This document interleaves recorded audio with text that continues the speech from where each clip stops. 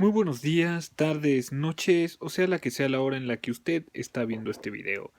Yo soy el gran mexicano patriota y esta vez quiero hablarles, como la vez pasada que hablé de mi opinión sobre el fenómeno Trump, esta vez voy a hablarles acerca de un tema que no es histórico, pero que bajo un punto de vista muy, digamos, analítico puede ser considerado historia. Este tema va a ser el por qué México no es una potencia. Bueno, antes de empezar quiero dedicarle este video a mis amigos Román, Diego y Mauricio, los más chidos. Bueno, ¿por qué México no es una potencia? Es importante mencionar que México no es potencia por muchos factores, siendo los principales un factor político y un factor social.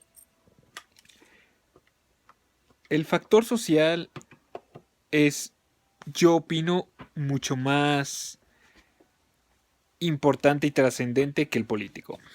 ¿Por qué?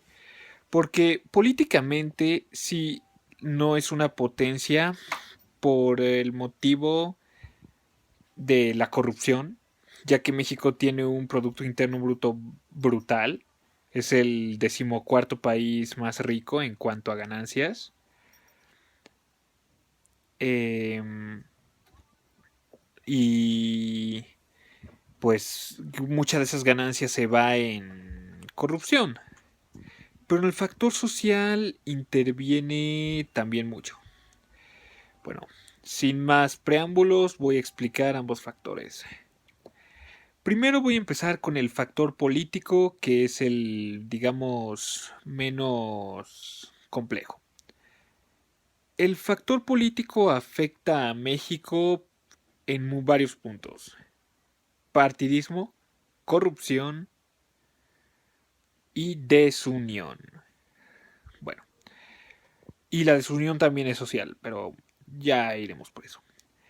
La corrupción afecta a México porque, bueno, no hace falta mucha explicación. Simple y sencillamente, al, al ser corruptos nuestros gobernantes, mucho dinero que debería irse a la educación, a la salud pública, al alumbrado, cosas básicas, no se va ahí. Se va al dinero que tiene se va al dinero de nuestros gobernantes. Esto afecta mucho, principalmente, como ya dije, a la educación, pero a la educación porque, o sea, la educación, vamos a hacer un hincapié ahí, es clave, porque la educación es la cura para la ignorancia. La educación es la base para que cualquier país o estado, como quieras decir, como le quiera decir usted, pueda prosperar. Un país que no tiene una educación amplia, buena y certera, no puede ser una potencia, no puede ser un gran país, no puede ser nada. Y la educación en México ha sido mala desde épocas de Guadalupe Victoria y yo creo que desde antes. Yo creo que solo fue buena en épocas de la escuela Camec. Y eso fue hace muchos años. Pero bueno. El caso es que constitucionalmente el 25% de los ingresos del gobierno mexicano debe ir para la educación. ¿Esto qué significa? El gobierno tiene 4 pesitos. De estos 4 pesos, 3 se van para, no sé, salud pública. Y este se va a la educación. Eso significa que la inversión en educación debería ser muy grande. Pero, y lo es. Pero, ¿qué pasa con esto? Hay corrupción a niveles pequeños, grandes, altos, bajos. Por ejemplo, los secretarios de educación pública han robado muchísimo dinero. También se da que los maestros, en vez de estar en las aulas enseñando, están en protestas en la calle, aunque esto no es corrupción. También muchos directores de escuela pública se embolsan algunos fondos para cosas, lo que quieren, lo cual está no mal, terrible. También muchos fondos que son enviados a escuelas rurales, en pueblitos. Yo que lo sé por experiencia, bueno, lo he visto, porque he ido a varios pueblitos y las escuelas de esos lugares están que apenas sí pueden sostenerse. Pues así. No se desvían los fondos para esas escuelas para que a autoridades educativas se queden con todo ese dinero, lo cual no está bien.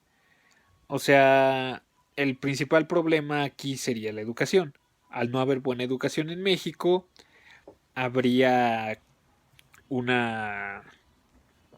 O sea, habría corrupción. O sea, al haber no haber buena educación, no hay personas bien preparadas. Que no estoy diciendo que nadie en México esté bien preparado. Hay mucha gente bien preparada, pero esa gente bien preparada, ¿qué hace? Se va a Europa o principalmente se va a Estados Unidos. A lo mejor con Trump ya no se van tanto, pero ese es un problema, la corrupción. Bueno, así es que quítense la idea de que el Bester tiene la culpa, ella sí ha influido, pero ella más bien ha ayudado a corromper a los maestros, las plazas, pero el desvío de fondos y esas cosas han afectado también mucho. Eh, Otro problema político, como ya dije, es el de el partidismo. ¿Esto en qué afecta a que México sea una potencia económica? Simple y sencillamente el dineral que se va en campañas políticas. ¿Cuántos grandes, porque estoy diciendo grandes partidos, hay en Estados Unidos? Dos, republicanos y demócratas. Tan tan, se acabó. ¿Cuántos hay en México? Nueva Alianza, PRI, PAN, PRD, Partido del Trabajo, Morena, bla, bla, bla. ¿Y cuántos de ellos hacen una campaña grande? Todos. Unos más grandes que otros. O sea, obviamente no es lo mismo lo que la campaña que hace el PRI que la campaña que hace el Partido del Trabajo. Pero el caso es que muchos de ellos a veces hacen coaliciones, a veces no, pero todos postulan para gobernaturas, para presidencias municipales, incluso la presidencia. Y eso hace que el gobierno, a través del INE, les dé dinero. Y entonces pongan ustedes que les dan 1 millón de pesos. Si solo hubiera dos candidatos, les darían 2 millones de pesos para su campaña.